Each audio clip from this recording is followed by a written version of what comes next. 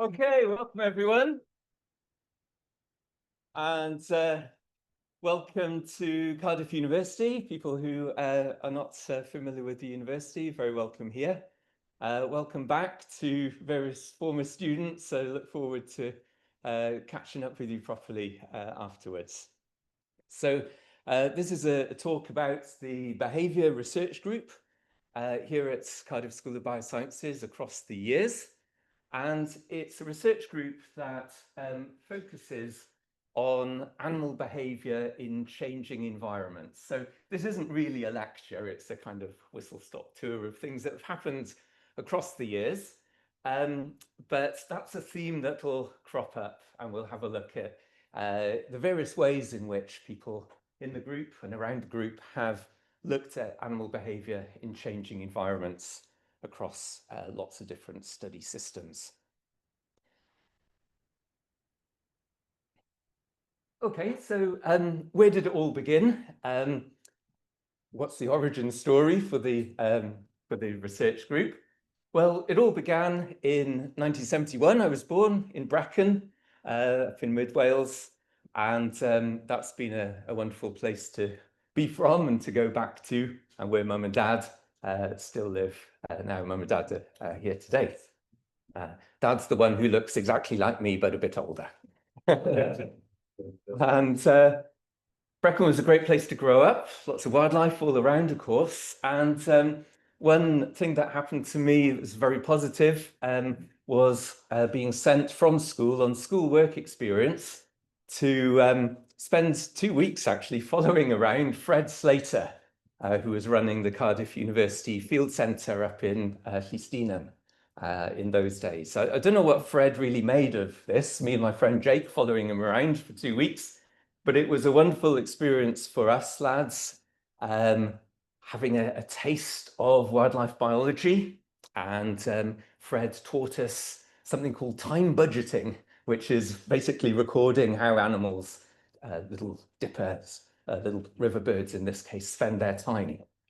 And that really gave me the idea that you could have a job doing this, and how wonderful it has been that that became my job as well eventually. So I went off to university, went to Cambridge, and studied zoology and ecology, a kind of joint topic. And once I graduated, I went off to the Algarve, to the A Rocha Centre, Field Study Centre. That became a very big part of my life, and research has revolved around that very much over the years as well. I then got a PhD position down in Brighton, and worked with David Harper as my PhD supervisor down at the University of Sussex. Then when I finished my PhD, I went back to the Algarve, to Drusenia, the A Rocha house there, and came back to Bristol to do a postdoctoral research contract on birdsong, and then came to Cardiff around 2002. By that stage, Miranda, my wife, was working as a doctor in Cardiff, so the aim was to come back to Cardiff, or come to Cardiff, and join the academic team here. So I was very small in those days. This is me before I broke the 4-foot barrier. This reflects part of my life was being in the Cubs and the Scouts, and that sort of outdoor activity side of things was great growing up. This is actually me on Cub Camp at the Glanusk Estate, now home to the Green Man Festival, and notorious for a while as the location of Wales's largest mass poisoning of birds of prey event, a crime that's still unsolved. More on that later. And once I did break the 4-foot barrier, I was into bird watching, and that became a big part of what I was up to in and around Brecon in those days. And eventually I broke the 5-foot barrier and was allowed out of the country, and had wonderful times over in Portugal with the A Rocha team there.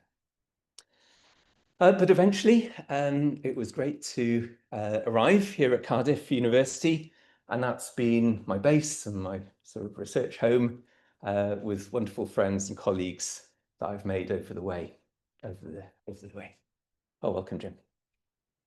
So the behaviour research group looks at animal behaviour in changing environments. And of course, environmental changes present some of the greatest challenges of our time. And so we can ask ourselves, well, what can people like me, what can behavioural biologists contribute? And I was very influenced over my university life by this guy, Nick Davis. He was my final year project supervisor, a wonderful human being. He was several times heard thanking cash machines for giving him cash. And as well influenced by David Harper, my PhD supervisor, and John Maynard Smith, legend of evolutionary biology. And these people really impressed on me that behavioral biologists have a lot to contribute. In particular, Nick Davis' phrase here, it gives us a better understanding of how organisms adapt their behavior to a rapidly changing world. And so we can start to use behavioral mechanisms to understand how individuals and populations and whole species might be affected by environmental change, sometimes responding behaviorally and sometimes failing to respond. And so that behavioral aspect, I think, is a really important thing to look at when we're looking at the effects of environmental changes. But here at Cardiff, it's not just about research, and it's been a wonderful privilege over the years to be involved in teaching. My initial route into teaching here was teaching data analysis for biologists as a kind of maternity leave cover person. And this is an interesting challenge because biologists don't want to learn about data analysis a lot of the time. Part of the challenge is convincing them or us that it's actually a really important and useful tool in the toolbox of methods that we have available to understand the world. But it's been great fun trying to do that with a host of colleagues, including Ian Vaughan and Joe Lello, right from the start, and lots of other folks along the way, Will Kay included in the current team. I've also enjoyed teaching across the years. There's a module, Organisms and Environment, in year one. Very much enjoyed sort of getting to know the first years as they enter university life.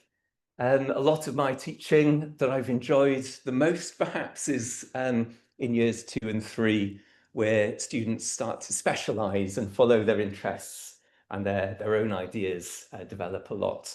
Modules like behavioural ecology. I've lost Richard Carey now, but Richard Carey was the module leader. Oh, there he is. That was a wonderful module to be involved in. Animal communication and sensory ecology, led by Kate Buchanan, who later emigrated to Australia. And 2 modules that are very dear to me, really, brain and behaviour. And that included, of course, a lot of animal behaviour, but it also included the behaviour of some of my family members who are here today, teaching and thinking about communication and how that has evolved in the development of humankind and how it develops over the lifetime of my children, for example. And so many people in this room will be quite familiar with some of the strange phrases that my children came out with when they were younger. We've also had a lot of fun with practical classes around this. Some of you will know and love these moths that we print out on cards every year, cut them out with scissors and pin them to trees in Butte Park, causing a lot of confusion among the general public in an empirical simulation of natural selection on animal colour patterns. And I've really loved being involved in fieldwork teaching as well, including field courses, especially on the Pembrokeshire Islands. Then there's been teaching in the final year, conservation biology, global change biology, as they're currently called. And this is where I've been able to bring a lot of my research into the teaching as well, which has been great fun. And then finally, there's been an MSc in Global Ecology and Conservation over the last few years, led by Ian Vaughan. And I was teaching the data analysis for biologists, picking up that theme from when I first started teaching at Cardiff. So it's been a great privilege to interact with students and to be involved in the teaching team here. One thing that I've come to realize is that one of the things I enjoy least about teaching is marking. And I'm kind of looking forward to, in my future life now, doing a lot of teaching without assessment, because I think that quite fundamentally changes the dynamic between the teacher and the teachee, or whatever that is, people, the students. And it's a form of teaching that I've come to love very much.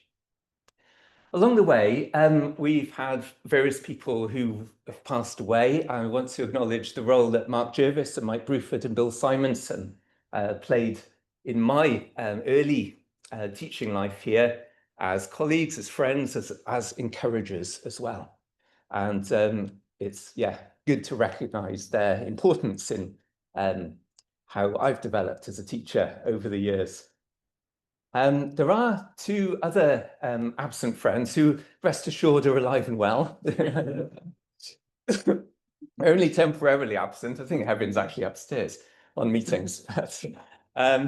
Just to say that these two people, Heaven Jones, he's now our head of undergraduate teaching, and Joe Cable, who's the leader of the organisms. No, what's our name called? Organisms and Environment Research Division.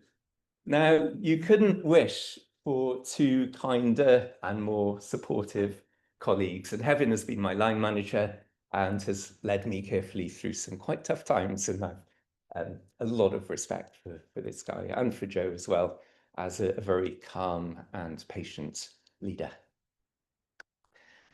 Teaching also has involved a lot of fun times with students who are not being taught directly through the undergraduate scheme, but who we've hosted through the EcoExplore company. I'll talk about a little bit in a moment, as placement students for a whole year. And here are four of the more recent ones. Hala Gagliardi, who's already graduated, Kaylee, who's here today, unfortunately without an owl on her shoulder today, and the current double act, Beth and Jasper, who have been great fun all year. And it's been a particularly special aspect of teaching for me, because you spend a lot of time in each other's company, for better or for worse, Kaylee. And you know, these are people who I will, know for the rest of my life, of course. And another very exciting part of teaching for me is be involved in the Cambridge University Student Conference for Conservation Science. It's a bit of a mouthful, SCCS for short. And that's an annual gathering of conservation students from around the world. Again, I'm trying to persuade them that data analysis is important. And we also have the opportunity to host placement students in many years from that. And it's been wonderful to host Rose and Joy and Deji from Nigeria, and they've made immense positive contributions to the research group as well. Now, along the way, there have been lots of PhD students, and the first of those was Alex Wilson, who picked up a research theme which came from my own PhD work, originally on bird vision and visual constraints on behavior. And Alex was looking particularly at the effect of artificial light environments. So one kind of environmental change comes when we introduce a lot of artificial light at night, and animal behavior, turns out, can be quite profoundly affected by that. This led to a lot of strange behavior on our own part. For example, measuring the eyes of birds was often done in blacked out toilets at different bird observatories, and the bird observatory guests would often be quite startled to find me or Alex, or sometimes both of us, emerging from a toilet, clutching a quite surprised looking bird. And that fed through into the teaching for many years. Thank goodness I've stopped doing this now, but we used to go out around Cardiff at night with a loudspeaker, pretending to be robins, crouching in the bushes, playing Robin's song and measuring the responses with or without street lights and so on. And we had many interesting conversations with policemen about how it's possible to be bird watching at night. A lot of friendships struck up with drunk people on their way home and so on. Another aspect of changing environments that we've looked at over the years is what happens when animals encounter unfamiliar food in their environment. And this has been a great, enjoyable strand of research with Nicola Marples and Dave Kelly from Trinity College Dublin, now recently retired. Nicola, it seems, usually turns up with a badger under her arm, but not today, unfortunately. We've collaborated as well with Joe Cable, and Lois Richards was one of the PhD students involved in this. And this has led to research phenomena known as dietary wariness, which actually has two distinct components, neophobia and dietary conservatism, which is a much longer lasting food pickiness, you could call it among animals, not just among human infants.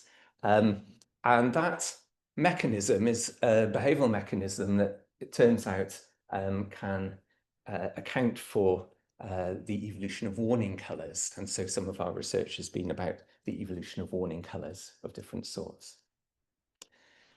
But to come to the main theme, really, a lot of our research in the group has been to do with climate change, and that has included research on seabirds, what we could call boggy birds, birds that live in wet places, a lot of little brown warblers and other species, woodland birds as well, including the iconic pied flycatcher, which is the subject of a lot of our research these days. Farmland birds as well, upland birds, and fierce birds, the birds of prey. And we'll have a little bit more on some of these themes as we go along. So first of all, seabirds, primarily focused on the best seabirds in the world, the storm petrels. And I first got into looking at storm petrels, well, initially up on Shetland on Fair Isle, and then out in Portugal with two wonderful people, Peter and Miranda Harris of Arocha, Portugal. And at that time, in the early 1990s, they'd recently started what has become a very long-term study of migration of European storm petrels. And I've been going back, or trying to go back, every year since then. I haven't made it every year, but it's been a huge and wonderful part of my life. Closer to home, we've had a long-standing association with Skookum Bird Observatory. Some of the Skookum Islanders are on Zoom at the moment. That's been wonderfully hosted by the two wardens, Rich Brown and Giselle Eagle. And we were there as a research group just a few weeks ago as well. And then more recently, again, work up on the Faroe Islands with these three legends, Jens Kjell Jensen, Jørg van Thompson, and the man with the most Viking name ever, Sjurdur Hammer. Having the most Viking name ever doesn't protect you from being attacked by great skuas, though, it turns out. And that interest in storm petrels, these fragile little waifs and strays out on the open ocean, it's been kind of an obsession, I suppose, over the years. And it kind of reached fruition in the publication last year of the book, The Storm Petrels, in the Poisel series. And that was probably, one of the proudest parts of my career, to be honest. But along the way, I've spent a lot of time at this wonderful place out in Portugal, a house called Cruzinha. First of all, hosted by Peter and Miranda Harris, then by Mark and Jane Bolton. Mark went on to work as head of seabirds with the RSPB, which always sounds to me like he tells puffins what to do, head of seabirds. Renata was assistant warden there for a lot of that time. Then subsequently the wardens, Marcial and Paula, many of you will know, and most recently, and Deborah. And we'll have a short little video break. It's a video made by Zoe's partner, Liam. It's a video that, again, I'm very proud of this, really. It's a beautiful visual representation of this research that I've enjoyed so much and shared with a lot of our students across the years. So give myself a break from speaking. Here's just a couple of minutes. Yeah, to take part in the Storm Petrel research project. And that's been running for 3 decades now. It's part of our research programme at Cardiff University to study these amazing little seabirds. First time I saw them, I knew I was pretty much going to dedicate my whole career to this, and I have.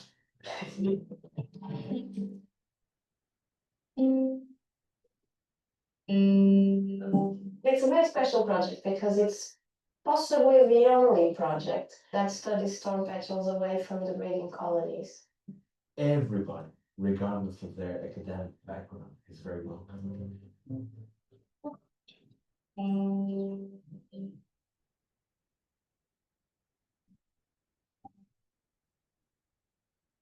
Sun's going down, got all the different colours in the sky, and you've got everyone walking out together, quite remote, there's no one around, and it's just you and your team and the night.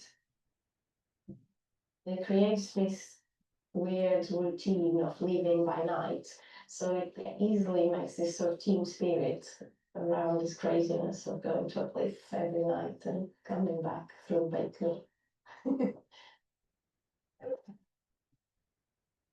We play those songs with bubbling, purring song, but at very high volume. We play it on a loudspeaker, and the birds are migrating past at sea, and they hear this noise and they come in shore to investigate. It makes it feel like it's all worthwhile. When a storm actually turns up, it's one of the best feelings. The nets are set up on the edge of the cliff and you're just kind of staring out to sea, and suddenly there's this little black bundle and you're like, is it a rock? Everyone gets so excited. Okay, so we check if it has a ring already or not, and it doesn't. So we need each individual bird gets an individual ring, kind of like a passport. And we do some measurements, wing measurements. And the most important measurement we take is the body weight. And we found out that there's a really interesting correlation between the bird's body weights and the sea surface temperature each year. Long-term data sets like the one that's been collected here in Portugal are quite unique, and they're really important for studying climate change, where you need the same measurements to be taken over a long period. It is revealing global and decade-scale environmental changes that are relevant not just to storm petrels, but to ocean ecosystems as a whole. It's going to be very important to understand how these birds either cope by adjusting their behaviour or perhaps fail to cope.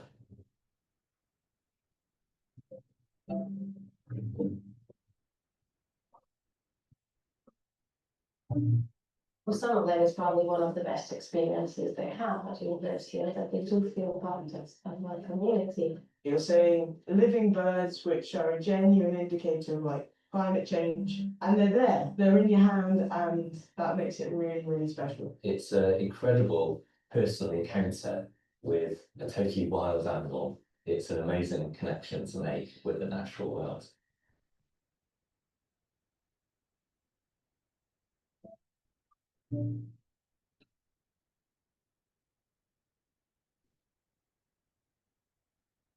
Great. So thanks to Liam for producing that film. That's been a very useful way of sort of communicating what this project is over the years. And we were there again just a few weeks ago, Sam and co, out on the cliffs, there's the latest team, and a lot of legendary characters from across the years appeared in that film, of course, as well.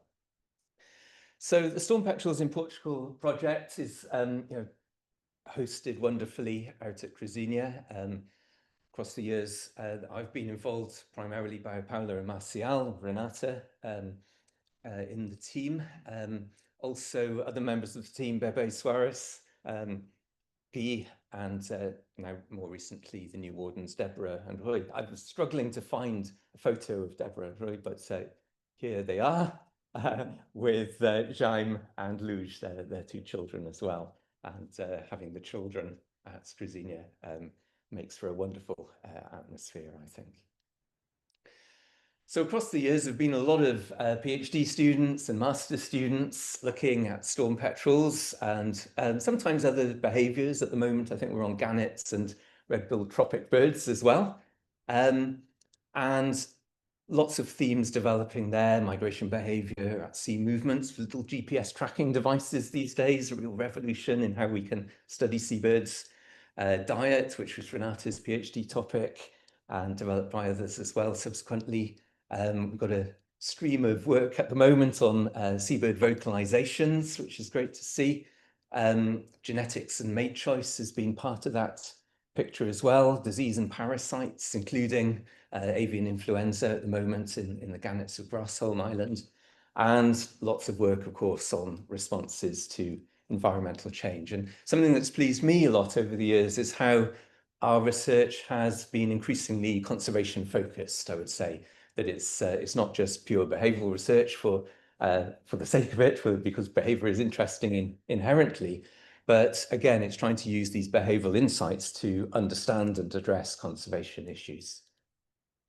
A lot of this work now is coordinated with Frank Heiler as a wonderful co-supervisor, a great colleague and my next door office buddy over recent years, and look forward to continuing to work with Frank on these themes into the future, of course.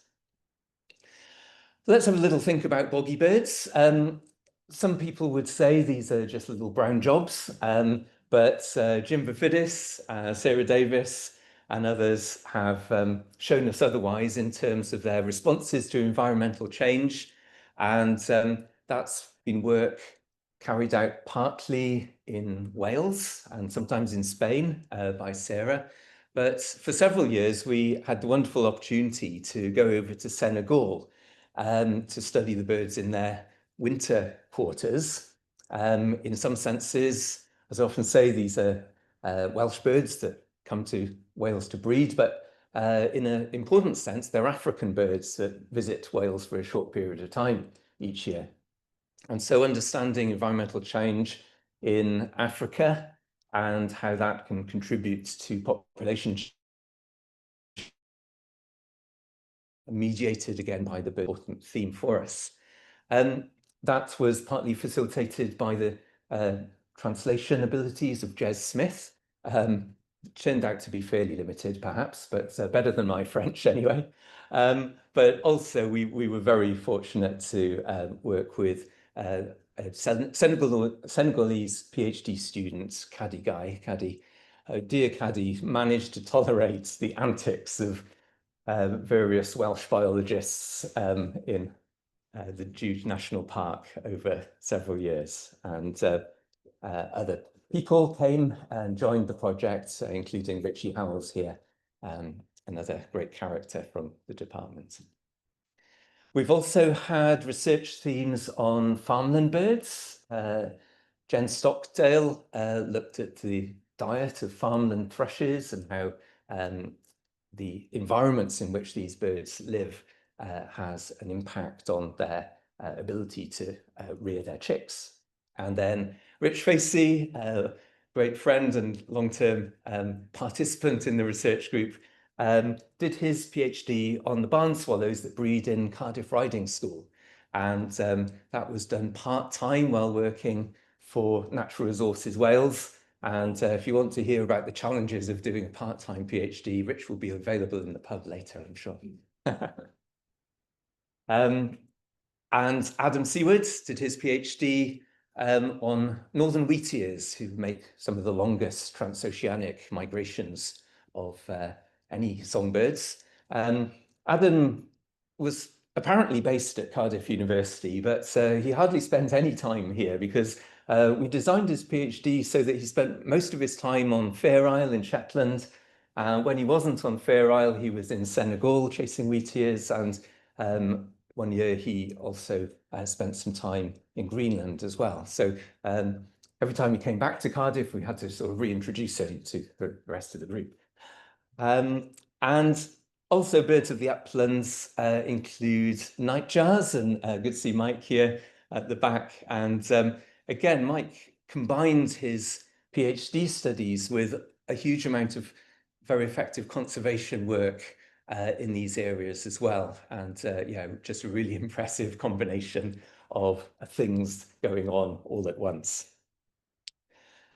Now, my natural habitat, I believe, is woodland. And over the years, it's always been the case that I've been thinking, oh, maybe there is a woodland out there that can just be our permanent long-term study site. And so I spent a lot of time looking at websites such as woodlandsforsale.com. And a lot of the woodlands that come up on there are kind of ex-forestry, slightly trashed, and need a lot of restoration. So imagine my excitement when one day in 2016, this popped up. Coed Nant Bran Woods, near Brecon, not too far from where Mum and Dad live. And look at the photo, it's this pristine oak coppice woodland with a moss understory, absolutely superb. And so what a wonderful opportunity. For £80,000, you too could be the owner of such a woodland. And having checked my pockets, it didn't have £80,000. But I remember that night I sent a YouTube clip to some colleagues, which was Morrissey singing, "Please, please, please let me get what I want this time." And so we put together a crowdfunder to try and buy this woodland. And it's a very exciting process. The crowdfunder, people start contributing, so £5, £10, sometimes £100, and you see the total going up and up. And then you start to see the total levelling off. And where we levelled off was about £6,000, which is a long way off 80,000. But what that initial sort of burst of crowdfunding really did was demonstrate a groundswell of support, both local and national, for the idea of putting a woodland into conservation and research and education as the land use. And what that resulted in was a major contributor phoning me up one day and offering to buy the woodland outright for these purposes. And it was a wonderful moment. I was with Hannah Herrawood in the cafe up the road, today's community cafe, and it was an astonishing phone call to receive. And what a wonderful gift that has been now over nearly 10 years of study. The first year was a kind of BioBlitz approach to find out what lives in this woodland. And then we introduced a whole set of long-term monitoring and experimental research, alongside little bits and pieces of management for biodiversity. And so this is where the woodland is. There's Llanfihangel Nant Bran.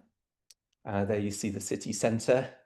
And just to the north is the woodland itself. It's got two parts. It's the ancient oak coppice, and to the south is a secondary woodland, a newer woodland, which features on maps around the Second World War as open grassland, rough grassland, and that has, in the great phrase, tumbled down to woodland since then, and now it's a very species-rich, diverse patch of woodland. So Coed Nant Bran, it was chosen because it was typical of these wonderful upland, sessile oak woodlands of mid Wales. But it turns out that the more that you look at a place like this, the more special it starts to become. It's got wonderful birds like pied flycatchers, the occasional goshawk, there's hobbies nearby and so on. Very interesting mammals, including polecats. which is Mafalda's great love, of course. And so it's been a wonderful process of getting to know the land within the landscape and the people in that landscape as well. And it's a very special place to me, of course, but it's, I think, become a very special place to people like Hayley and Jasper and Beth, who spent a lot of time there over the years now. So in Coed Brown, we have all these different long-term projects. Some of them come and go. Some of them are to do with shorter-term PhD projects. Remember Amy's Phantom Road study, which involved lighting and playing traffic noise within the woodlands, resulting in a late-night phone call from one of the local farmers to me asking, how is there a motorway within the woodland now? And some of these things are projects that will continue onwards into the longer term. I've committed myself to the first 50 years of monitoring at Coed Brown. We're just at the end of year 9 now, so there's quite a way to go. Along the way as well, we've added infrastructure. For a long time, we just had this little tarpaulin canopy, which would blow down every time. And so we eventually put in this little cabin, the fieldwork shelter, which many of you have had a cup of tea in the fieldwork shelter over the years. And little bits of infrastructure just to add, improve the access. See here the Dr. Rob Thomas Memorial Steps in place. So it's there as a resource for conservation, research and education. It's been used a lot by Cardiff University. It's going to remain available for Cardiff University and the Wildlife Society, Wildlife Conservation Society, the Ornithological Society, and so on.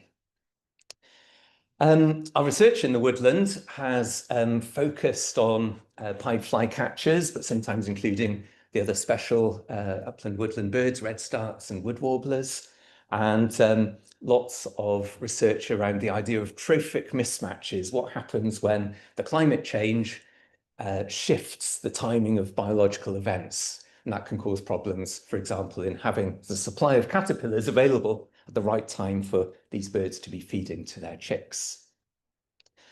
So again, it's trying to use animal behavior to understand the mechanisms by which breeding attempts succeed or fail. And that's often trying to link environmental change, temperature, rain and wind, to phenological events, the timing of biological events like oak leaf burst.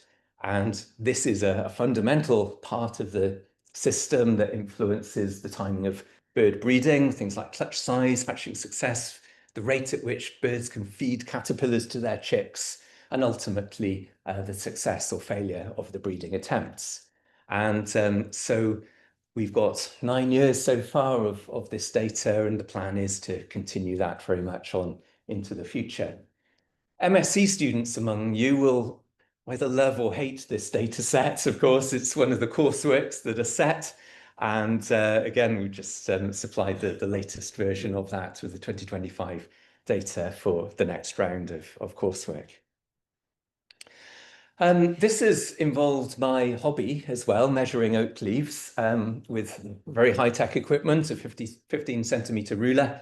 And it turns out that over the last 10 years, I've measured about just over 30,000 oak leaves. It keeps me off the streets. But although it's a very simple method, it kind of annoys people how simple it is. What it gives is a very fine-tuned look at how environmental change drives this timing of oak leaf burst, not just at Coed Brown, but at different altitudes and latitudes and longitudes across different years. And so here's the 10-year data set showing that in 2025, we had a very early year of oak leaf growth. Oak leaves were relatively large at these different dates, key dates in the timing of the bird breeding cycle, and that seemed to cause some substantial problems for some of our breeding birds in the woodlands. Along the way, other woodlands have popped up, and this one in particular, Coed Llwyd, Llysfaen, This is about 200 meters from my house, so you can imagine how excited I am about this woodland, which was purchased by the Eco Explore company in 2023. You can see it's right next to Lisfane Reservoir, and through the wonderful campaigning work of Richard Cowie, over 20 years, I think, was it, Richard? Yeah. The reservoir is now protected for wildlife as well as for people. And Richard's even arranged for a cafe to be built next to this woodland. And this is where Rich and I have reservoir breakfasts every Thursday morning. If you want to join us, you're very welcome. But again, it's there forever for long-term conservation, research, and education. Wonderful resource. So across these different case studies of environmental change and looking at how behavior mediates animal responses to environmental change, it's often about looking at how climate change at a global scale and its local expression in terms of weather conditions from day to day affect things like food availability for birds and other wildlife. And food is a great driver of behavior, and these are some of the behaviors that we've looked at for migratory songbirds, just as an example, that are affected by climate change in these different ways. And of course, these are all behaviors that influence survival of individuals and the breeding productivities of pairs of birds, and how that feeds through into population change has been, of course, a central theme in our research. So understanding these behavioral mechanisms is really important, I think, and has been a great theme over the years. So let's move on from climate change, think about fierce birds. And Sophie Lee Williams on the front row here, give us a wave, Sophie. Yeah. Has been a wonderful person to work with over many years now, since she arrived as a tremulous young tutee from Aberdeen, sat in my office chair, I think probably on your first day at Cardiff or the first week at Cardiff, and told me very straightforwardly that she was going to work with birds of prey. And so it has come about. She was already working with birds of prey, I think already at that time, volunteering at the Owl Sanctuary up in Ebbw Vale. But subsequently did her professional training year on Raslas Pond and habitats up there, thinking particularly about the birds of prey. In your masters, I remember you basically announcing to conservation legend Roy Dennis that you were going to go and visit him to study golden eagles, and that came about as well. And bubbling under the surface was this idea of reintroducing to Wales the eagles that we've lost, golden and white-tailed eagles. And just in the last couple of months now, Sophie Lee, together with the Durrell Conservation Organisation, has submitted to Natural Resources Wales a license application. So we'll see how that goes, but a huge amount of work to restore one particular fierce bird, the white-tailed eagle, back to the skies of Wales.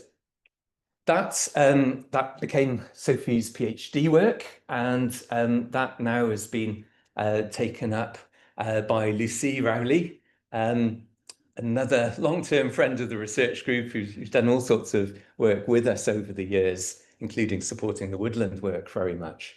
But Lucy's PhD now is on the genetics of reintroduced and native eagles across their European range. And that research now is already feeding into the proposals for reintroduction being led by Sophie Lee.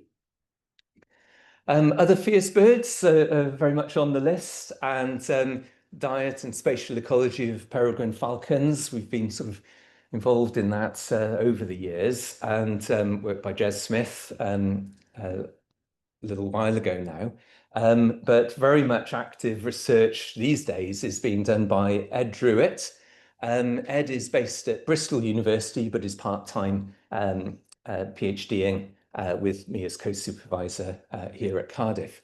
I've known Ed since he was a little boy. Well, since he was an undergraduate student at Bristol University, and Ed used to come and have dinner with us in Cardiff, Miranda's challenge was to try and make Ed full, which I'm not sure that ever happened. And Ed and I would then go out and do nocturnal fieldwork on robins and things. But Ed's great love is peregrine falcons, and this has been really his life's work. He's published a book on urban peregrines and is really finishing up now his PhD at Bristol University.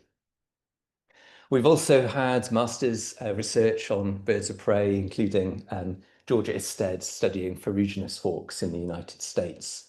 And one of my own projects has been looking at habitat change and long-term changes in bird of prey communities in Portugal. It's fieldwork that I do in the daytime during the storm petrels in Portugal fieldwork, and I started doing that in 1998. So it's quite a long-running project and a very good news project in that bird of prey populations in Portugal have really bounced back with much lower shooting pressure these days. So this is who we are, the Behaviour Research Group. There's been a lot of me going on about birds for the last 45 minutes, but I should also acknowledge the wonderful work done on what we could call non-birds. Things like Asian elephants in Borneo, led by Farina Othman, and Sri Lankan elephants, led by Ashoka Ranjiwa. Ashoka was never actually a Cardiff PhD student, but ended up in Cardiff during lockdown, one way or the other. And it's been a wonderful pleasure to work with Ashoka on analysing this wonderful elephant data from Sri Lanka. Another great friend of the group is Stephen Davidson, the Gwent Batman. And Stephen is a very loyal supporter of me individually, but of the group as well. Is there on pretty much every Friday afternoon Zoom call, which is the main forum for the Behaviour Research Group these days. A lot of us aren't actually in Cardiff most of the time. And so Friday afternoon, 3 p.m, we're all there on Zoom having a bit of a catch up, sharing results and talking about plans for the future. Other non-birds include pangolins, led by Elisa Panjang, based at the Danagirang Field Centre over in Borneo. And also in Borneo now, Amanda Wilson is partway through her PhD on some of the predators, like the leopard cat here. And I'm looking forward to working with Amanda on some of the data analysis coming soon on the tracking of these species.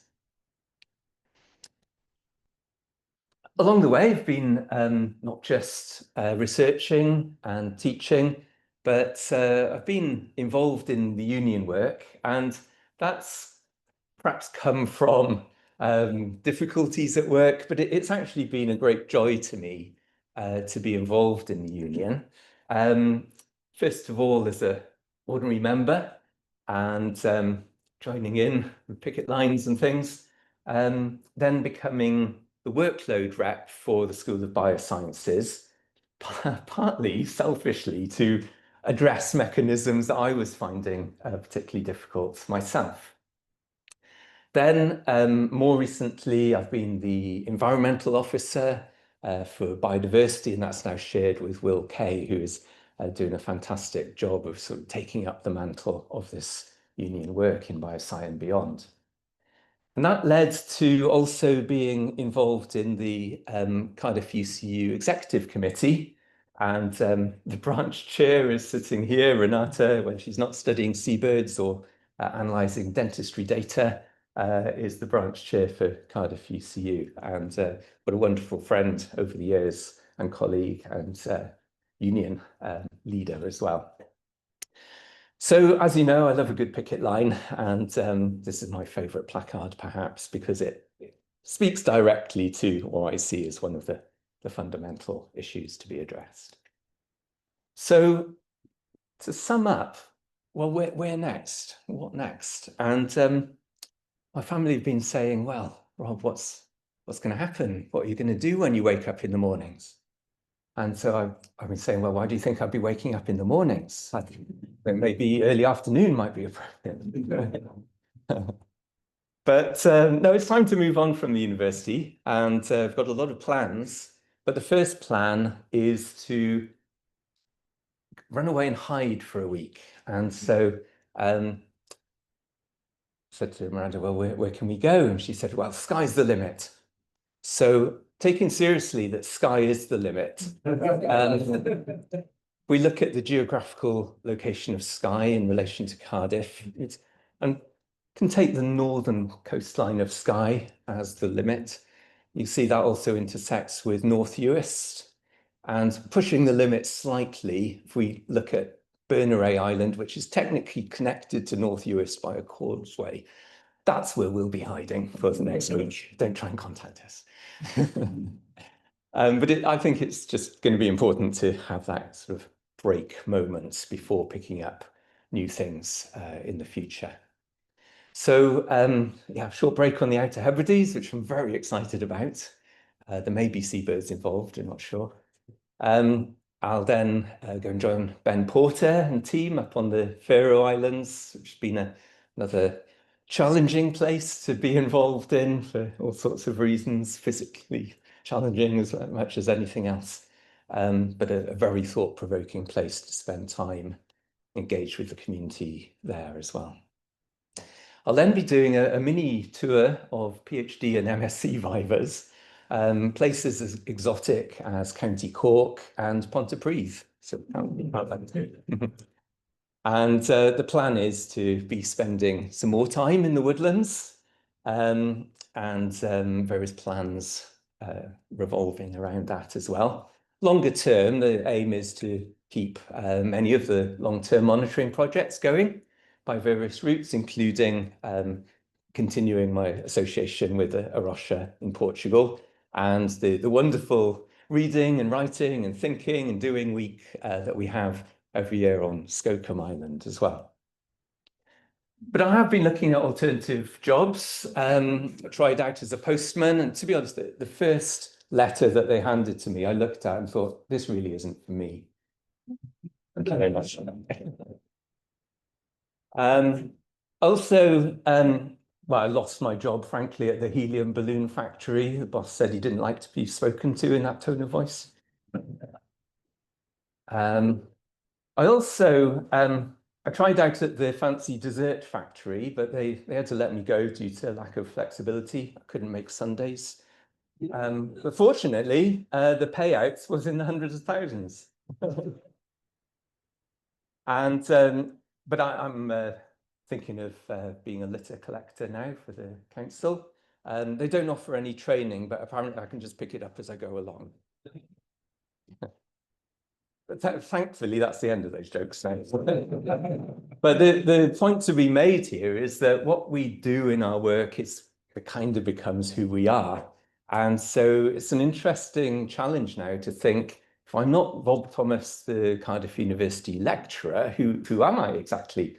And in some ways, I'll be continuing to do research and education, teaching in various formats, but not in the formats that I've been doing over recent years, at least. And so it means that there's changes to be made. And I'm very fortunate in many ways that I've been involved with the EcoExplore Community Interest Company, established in 2010. And that was when Alex Wilson finished her PhD and wanted to keep doing research and conservation and education in one way or another. And so we set up EcoExplore with a grant from Caerphilly Borough Council and a loan from Cardiff University, which we then repaid over subsequent years. And Alex is the managing director. It sounds very grand, these titles that we've given to ourselves. It's been great working with Jim Vafidis and Jez Smith.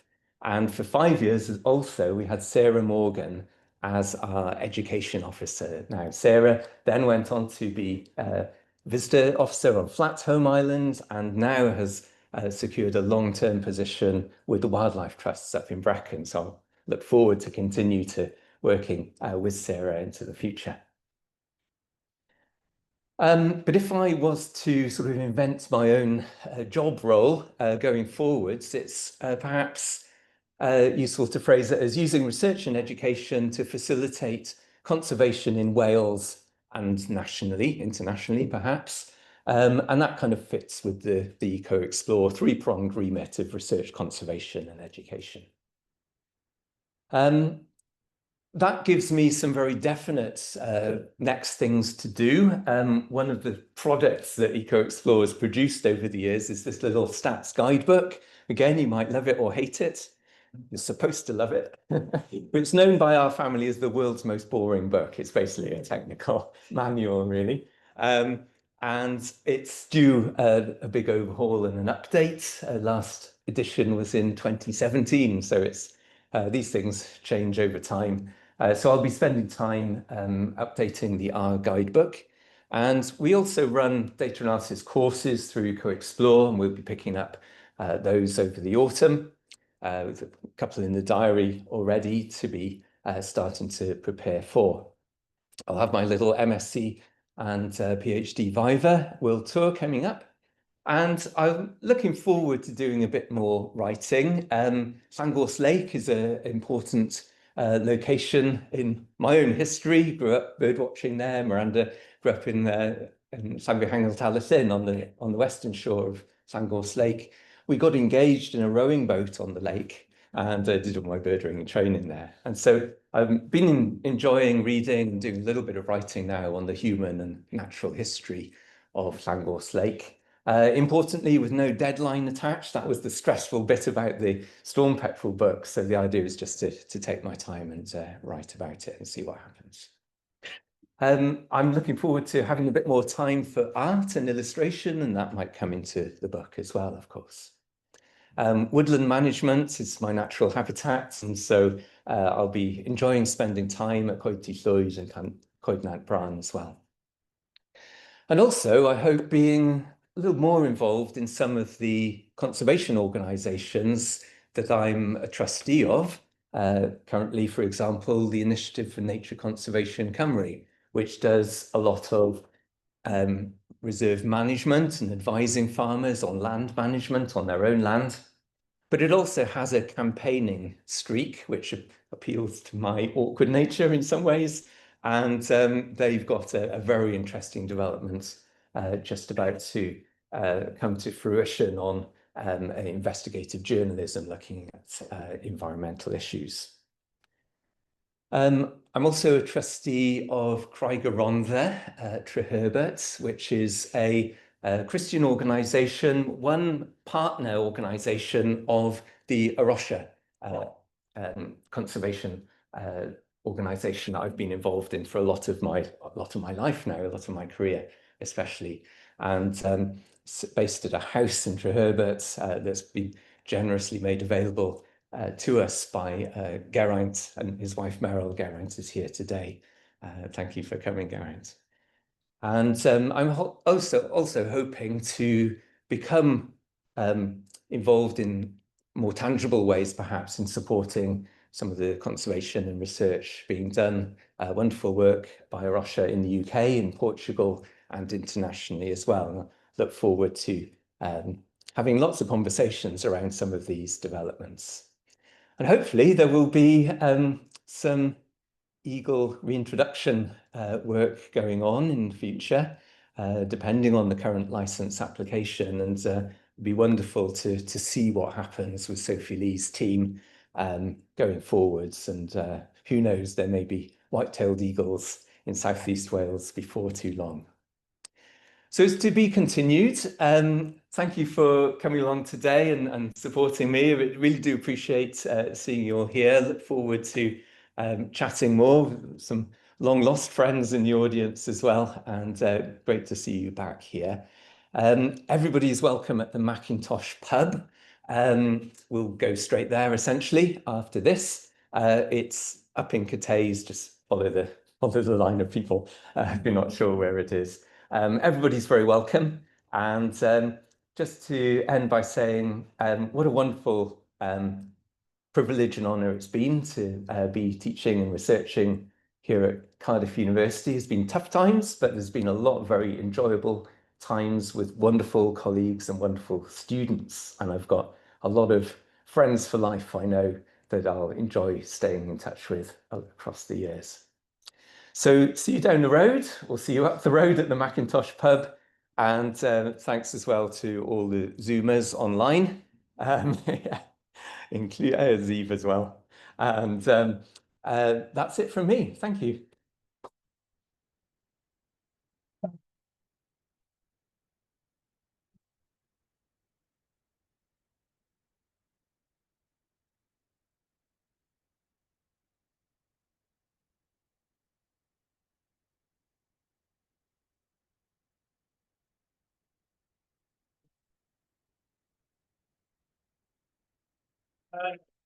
As you can tell, Rob has influenced a lot of people over the years and provided lots and lots of us with opportunities we wouldn't have had. And the research group wanted to say thank you in our own way. So we've got you half a bench. The other half to go on completion of 50 years at Lambran. So there you go. Thank you very much. You can open it now. I've spent a long time designing this to be opened. Wow, so you have it. Oh, wow. Oh my goodness. It's got the world's best bird on it. Oh, wow. Just hold that up for people to see. This is a wonderful work of art by Tara Ocon, also known as #RiversDisguise on Twitter. And Tara does these wonderful geometrical designs, and you've done a fantastic job of identifying all of my favorite species to be in this design. So thank you, everybody, and to Tara as well for that's a fantastic parting gift. Thank you very much.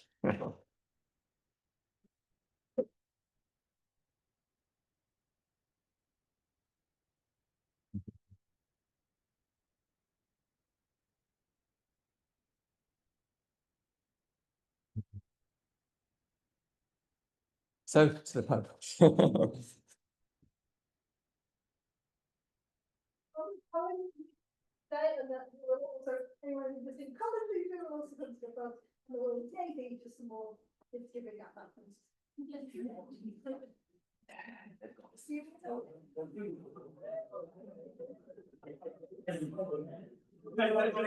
You need to get this. I saw him when I want that. Thanks so much. Thank you. I'm quite glad Miranda's here, so we can put it in the kitchen. Got the carpet. True, yeah, true.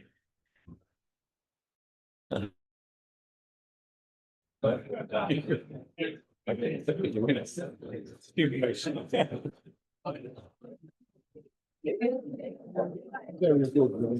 Cheers, thank you.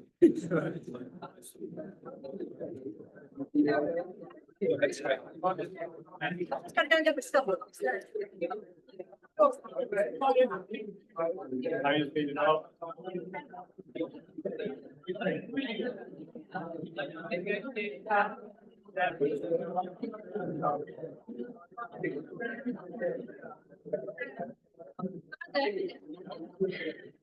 When you actually start coming in, you start up.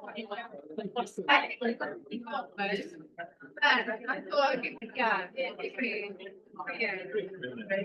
you didn't no, like it's okay. I don't not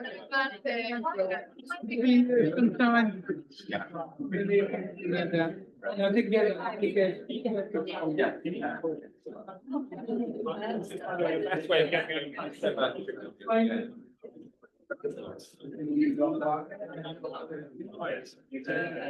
some plans.